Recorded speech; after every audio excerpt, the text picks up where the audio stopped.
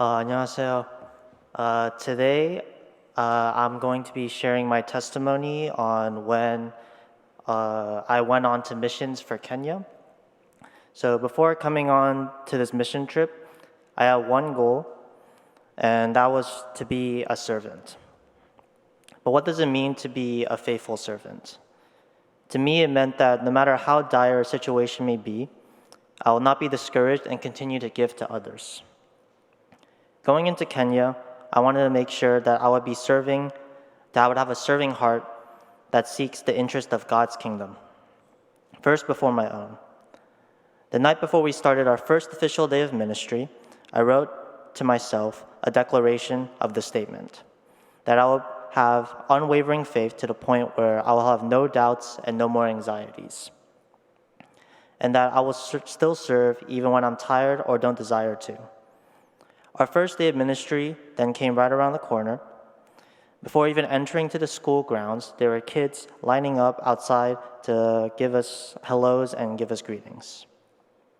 They greeted us with the brightest smiles and they welcomed us with the warmest hearts waving hi. Whenever we waved hi to them, they would always wave back. Every time I came for a high five, I see 15 other kids also wanting to come for a high five.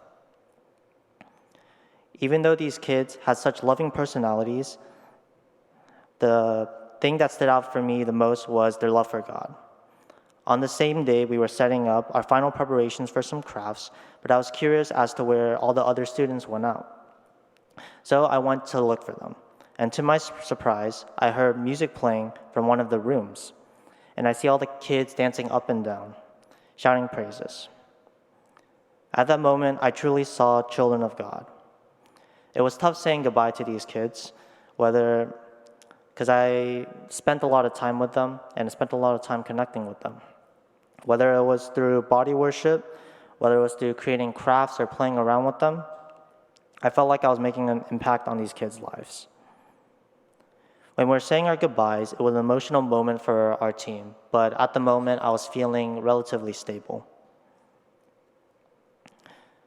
And then I saw one kid by himself, so I approached him to see how he was doing. But then when I walked up to see him, I saw tears in his eyes. Staring into his eyes, I truly understood why God had brought me here. Even though these kids and their families are living some of the hardest lives with problems with job security, finding food, or paying for school, and even deaths in the family, they still continue to worship God.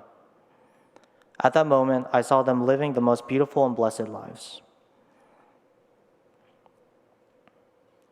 I saw that God works in all lives despite all the worldly struggles that we face. When we went to visit Turkey, I didn't feel the same presence that these kids had brought me. I instead saw people who were living for the wrong things, materialistic things, those who didn't know that they were truly desperate. I experienced true spiritual warfare during that time with many of our team members becoming physically ill and knowing that Turkey is a place that lacks God's love. Even coming back home from the trip, I saw people differently. I saw people smiling and laughing and living for the wrong things. Yet those smiles were nothing compared to those of the kids in Kenya. God showed me that comfort is the downfall of our faith.